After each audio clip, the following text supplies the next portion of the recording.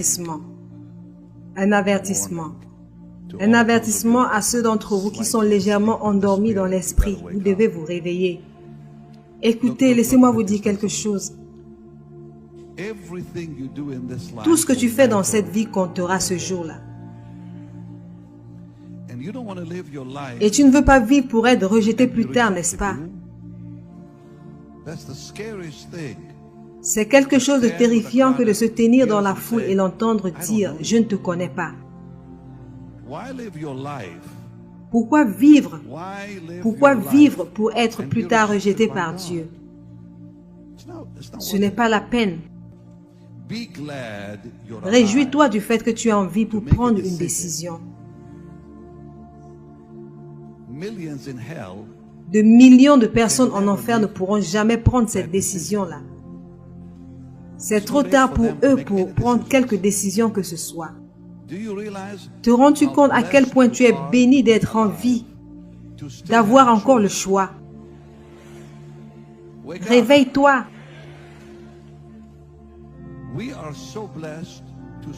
Nous sommes tellement bénis d'avoir encore l'habileté à faire un choix.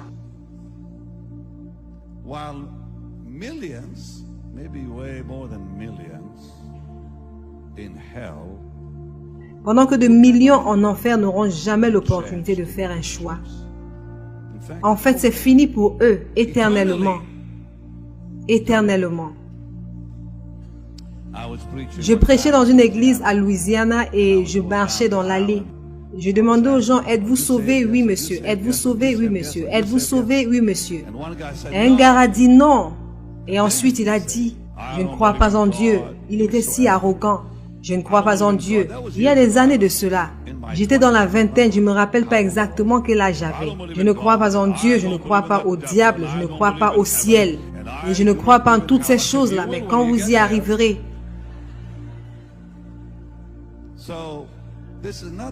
alors ce n'est pas le moment de s'amuser. Ce n'est pas le moment de s'amuser. C'est le moment d'être sérieux au sujet de l'éternité. Très sérieux vis-à-vis de l'éternité. Alors assure-toi d'avoir une vie propre. Et rassure-toi de vivre saint pour le Seigneur. Et assure-toi que le feu dans ton cœur est assez chaud. Pas tiède. Sinon, il te rejettera. Vous savez, nous sommes plus proches de la venue du Seigneur que certaines personnes ne le réalisent à cause de cette prophétie que je vais partager avec vous. Quand on vous persécutera dans une ville, fuyez dans une autre. Je vous le dis en vérité. Ce mot en vérité veut dire prêtez attention. Je vous le dis en vérité, vous n'aurez pas achevé de parcourir les villes d'Israël que le Fils de l'homme sera venu. En d'autres termes, vous allez prêcher l'évangile. Il s'adressait à ses disciples. Vous irez prêcher l'évangile et avant que vous ayez terminé, je serai de retour. À cette époque-là, Israël comptait environ 1 million de personnes. Un très petit pays. Environ 482 km du nord au sud. J'ai un autre avertissement et j'aurai terminé. Ceux d'entre vous qui n'ont pas lu la Bible tout entière sont en danger. Je le répète. Si je dois vous demander de lever la main parce que j'ai eu à le faire dans le passé. Si je demande combien d'entre vous n'ont pas lu toute leur Bible, 80% auront la main levée. Ça, c'est la moyenne, mais peut-être pas dans cette église. 80% des personnes qui disent « Je suis né de nouveau », mais qui n'ont pas lu la Bible tout entière. Et parmi lesquels 40% de prédicateurs. C'est le plus gros choc de tous. Ne me regardez pas, c'est là dehors. 40% des pasteurs n'ont pas lu la Bible tout entière. Je connaissais un homme qui était d'Orlando, il avait une grande église une église de 5000 places. C'était un ami à moi et il avait l'habitude de venir comme volontaire lors de nos croisades. Et il était dynamique. Et un jour, je lui ai dit, écoute, je vais en Grèce, à Patmos en Grèce. Je vais y tenir un programme sur le livre de l'Apocalypse. Est-ce que tu veux venir avec moi? Il a dit, ok. J'ai dit en passant, est-ce que tu voudrais aussi aller en Israël? Parce qu'il n'y avait jamais été. Alors je l'ai amené en Israël. De là, nous sommes allés en Grèce. Et pendant que nous étions assis à Patmos au cours de ce programme, c'était difficile. C'était difficile même d'avoir la permission de s'asseoir à côté, devant cette cave. Parce que ces gens étaient vraiment fous. Alors il a fallu que nous donnions de l'argent pour qu'ils nous gardent là dehors. Alors je suis assis là et il y a Jeff Pittman avec notre équipe média. Ça nous a pris des heures pour avoir même la permission de le faire. Nous avons tenu 4 programmes et ce prédicateur n'a pas dit un seul mot. Finalement, je lui ai dit, écoute, je t'ai payé le transport jusqu'ici en première classe. T'es logé dans un bel hôtel et c'est le temps de travailler. Il m'a regardé et m'a dit, je ne sais rien au sujet du livre de l'Apocalypse. J'étais choqué, je lui ai dit, mais qu'est-ce que tu fais en tant que pasteur? Et alors il s'est énervé. Et il m'a dit, écoute, où tu traites de l'agenda de Dieu pour les générations. Et moi, je m'occupe des problèmes de mes gens. Alors qu'est-ce que cela veut dire? Il a dit, je n'ai pas le temps pour lire la Bible. En ce moment, je me suis mise en colère. J'ai dit, qu'est-ce que tu dis? Il m'a dit, je lis des livres pour aider mes gens avec leurs problèmes. Et j'ai demandé les livres de quel genre? Alors il m'a cité des noms que je n'arrivais même pas à reconnaître.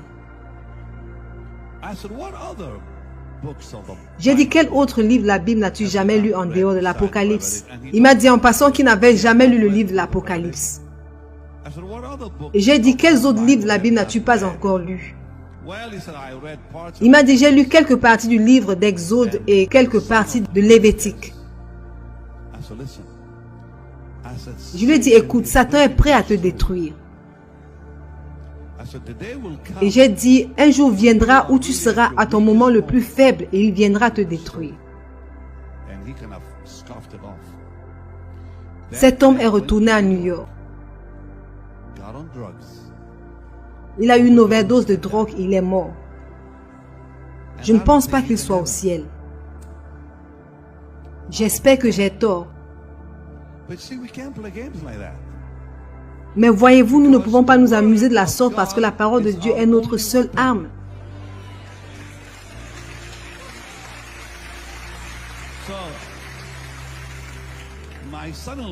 Alors mon beau-fils Michael, avant de commencer Jesus Image, m'a dit, hey Bob, parce que c'est comme ça qu'il m'appelle, donne-moi un secret de la longévité.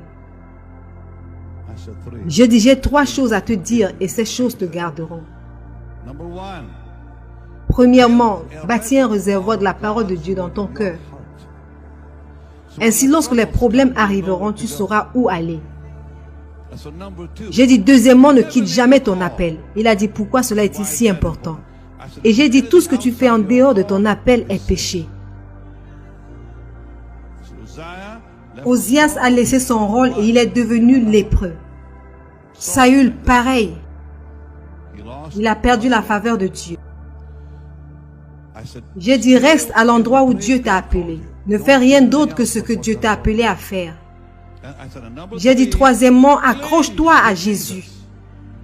Et il a répondu, et tu ne peux pas t'accrocher sans la parole en toi. Il a pris mes conseils en considération.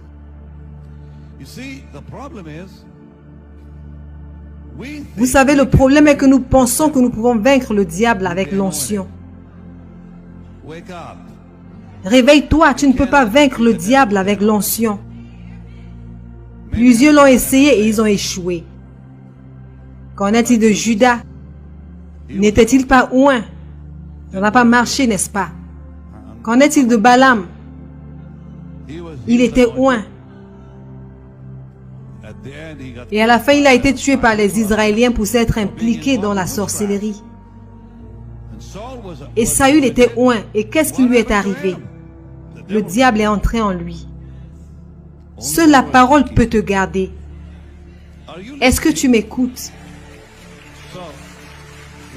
Alors comme le Seigneur disait dans Matthieu 12 que le diable sort à la recherche d'un endroit vacant. Qu'est-ce qu'ils sont en train de rechercher? Est-ce qu'ils sont en train de rechercher les dons de l'esprit? Non.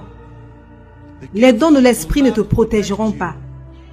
Tu peux parler en langue comme tu veux. Tu peux gesticuler et t'agiter comme tu veux. Ça ne va pas marcher. Seule la parole de Dieu.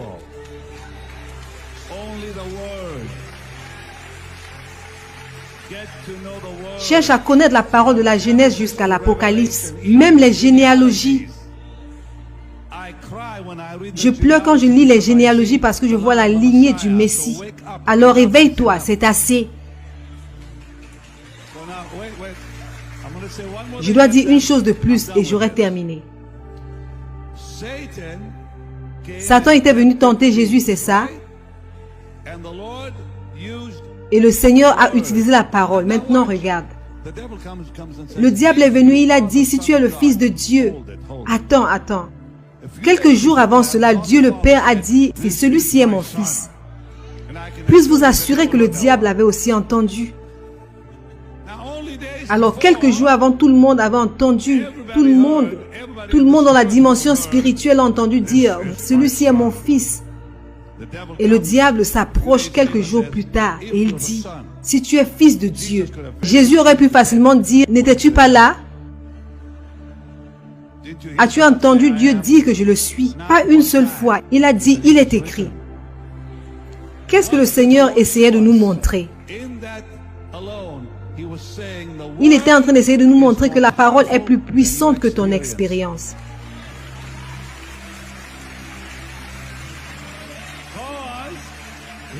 Parce qu'il avait une expérience. Il avait entendu Dieu dire, celui-ci est mon fils. Mais Jésus a dit, tu ne peux pas vaincre Satan par ton expérience. Seulement par la Bible.